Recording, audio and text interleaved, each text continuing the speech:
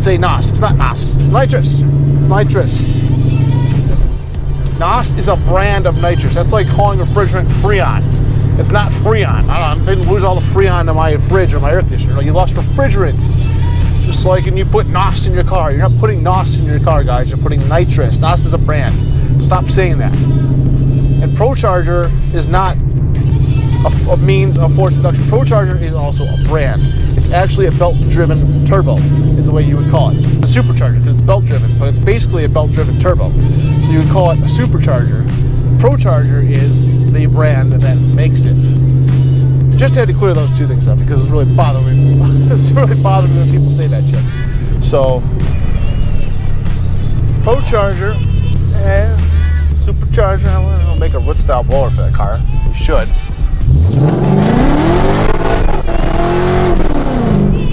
So,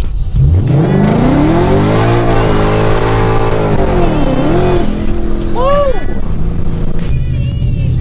Did you guys know these headrests are adjustable? That's right. Pull it forward, pull it back, and no more stabbing you in the back of the headrest. Nice and company now. Get into it. So you want to turbocharge your 3.7. So you want to put nitrous in your 3.7. So you want to procharge your 3.7. A lot of people always ask, and the most common question with that I see is how much horsepower is safe? How much boost is safe? How much can I spray? Okay, so let's go over that. Let's cover that right now. I'm going to break it up into 3 different categories because I don't want to get off track with one or the other. So we'll start with nitrous, okay? Now, if you want to run nitrous, don't run dry. Don't run a dry shot, please. Just don't run a dry shot. Run a wet kit, okay? The most recommended kit I can recommend to you would be the kit off NPT's website, which I'll link in the description for a specific kit made for the 3.7 liter, made by Nitrous Express. But it's available on NPT's website. So that would be my pick if you're going to run nitrous, to start with that kit. But you can't just get that kit, put it in, and then run it. Well, you can, but don't do that because that's not safe. So the topic of this video is the safe way and right way to do things so that you don't blow up. The right way will be to add a progressive controller or maximizer to your setup so you can control your nitrous. You don't even need that exactly. I mean, you could use a RPM limit window switch if you wanted to, but you need some sort of way to control the nitrous so that it's not just full blasting in and you're burning the tires off, or so it's not just full blasting in and now all of a sudden you're blowing up. You want to safely control the nitrous. You want to ramp it in when you're coming off the line, and then you want it to turn off when you're in between gears if you're shifting also. Especially if you have a 2-step, because if you have a 2-step and you miss a shift with nitrous, bad things will happen, such as this.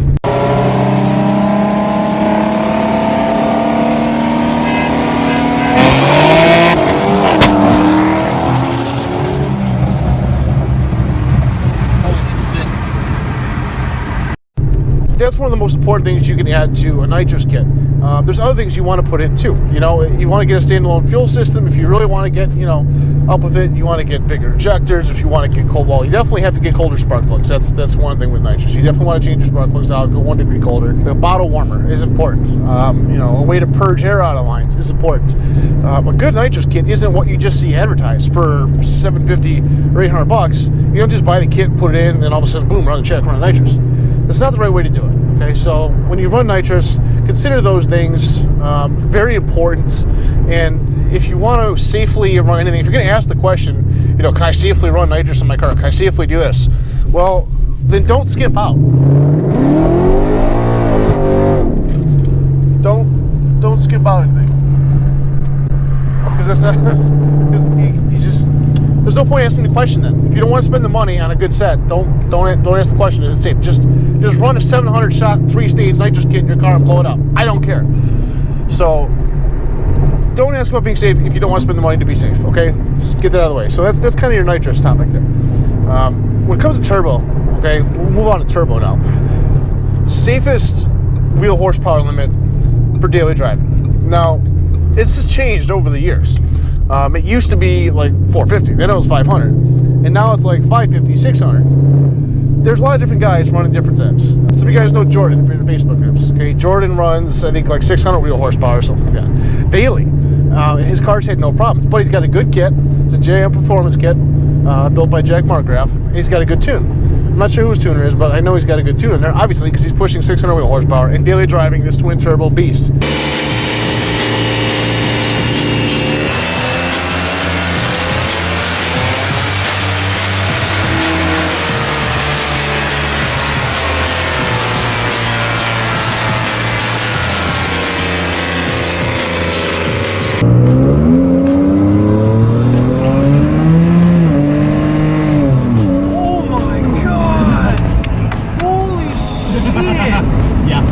So that's one guy I could throw out there. Here's another guy, Michael Green. He's really pushed the limits. You know Michael Green's car, if you know him on Facebook or if you've seen the video that I did for him on this channel.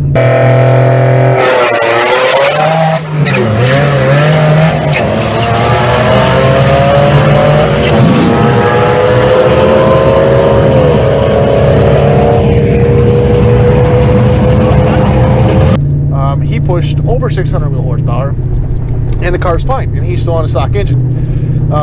You know, you could push these limits, but you have to make sure your air to fuel ratio is good. So get a gauge, monitor that. You know, make sure that your tune is up to par. The tune is the most important thing, but then also monitoring it while you're driving it, making sure that if you're going to crank up the boost, you're going to do it in a safe way, not just turn the dial up and hope for the best, because people have done that, people that have blown up. A lot of people have blown up doing that, so that's not the right way to do it. So for as far as the turbo kit, I'd recommend a GM Performance kit or an LPF kit. The LPF makes good turbo kits as well. I'm sure I'll get some hate from the Cyclone guys who, you know, don't like LPF and all this stupid stuff. I don't care. I'm not here for business, okay? I'm here to help you guys determine what the best things for your car is, and that's all I'm going to do. I'm not being biased in this, okay? Those are the two best kits I've seen with the least amount of problems. I haven't seen any problems from either one, really. And like I said, about 500 to 550 wheel horsepower now seems to be the new standard. Some people will say different things. I asked in the Cyclone group what was best and tried to draw a conclusion, and Jonathan Vince said 700 wheel horsepower. Some people did different, he was joking, but people said different things, you know. Safe limit, 450, 500. Pushing it a little bit, but still safe. I would say 5 to 550 wheel horsepower on a turbo setup. Probably in the area of about 12 to 14 PSI. Should be about right. Correct me if I'm wrong. I might be wrong. Like I said, I don't own a turbo kit, so I'm going off of what I've gathered information-wise off guys that are turbocharged. Those are the two top safest ways I would say to make power. And yes, nitrous is safe. Yes, nitrous is safe. There's a lot of misconceptions about nitrous being dangerous and you shouldn't run it because it's bad for the car.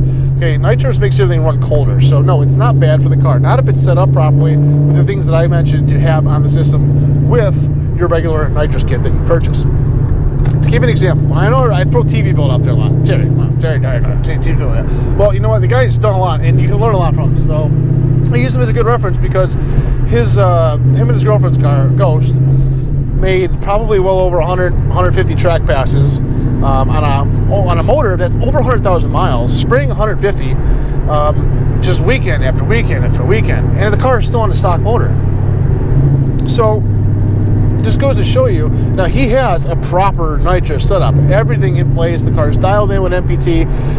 As far as tunes, but I didn't want to flip-flop back and forth with nitrous and turbo and stuff, but going back to nitrous for a second, MPT is the #1 tuner for nitrous in the 3.7.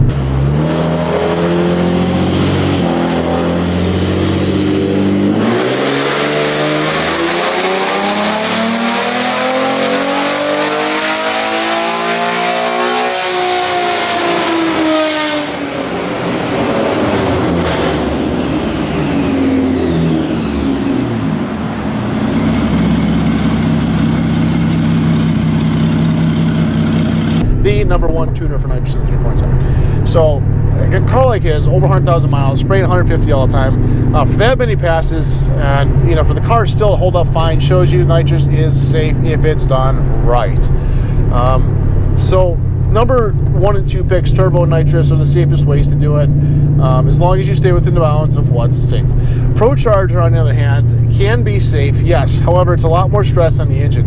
Procharger is a lot more stress on you because you're using the engine to turn the pulley for the Procharger.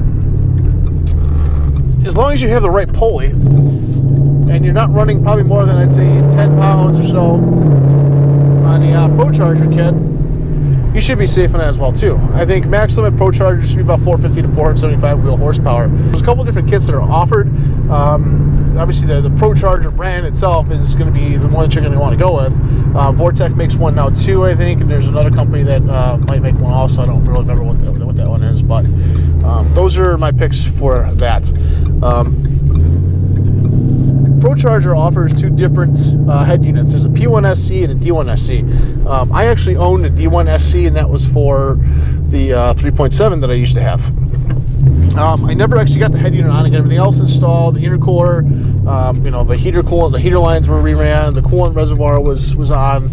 I had a different electric fan on there.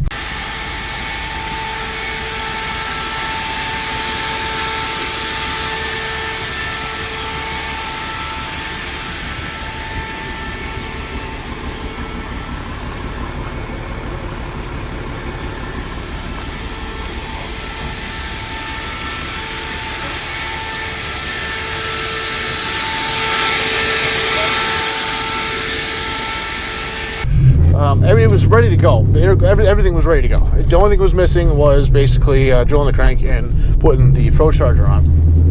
But the car got to the point where it didn't want it anymore. It was done. So Procharging it would have been the worst thing I could have done. So I sold it.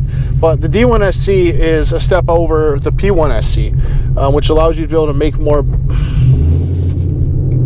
boost on it. If you really want to maximize your power and you want to go beyond the P1SC, get a D1SC, and you can run, I think, probably up to 20 pounds of boost on this thing efficiently. P1SC is going to be the way to go for a daily driven Procharged car. 450 to 475 wheel horsepower. So I think that covers everything as far as forced induction. Again, I'm not getting too technical or too specific about a lot of the stuff, just the basic general rules from what I've gathered. Again, this is not me with my own personal information. This is information I've gotten from people who have run Nitrous and run Prochargers and run turbo kits on their cars. And this is actual real life feedback that I'm giving you from people with real life experiences. Not making this shit up. So you can draw your own conclusions from it, but hopefully this helps me guys in the search for trying to put forced induction on your cars. Yes, this is a more serious video. We're not joking in this one too much. That's it. I don't know about Mustang Week because there's a big hurricane coming, so I may not be going. It's a 14-hour drive to drive directly into the path of a hurricane. It just does not sound like fun to me, so we'll see. I might be going tomorrow. I don't know. Anyways.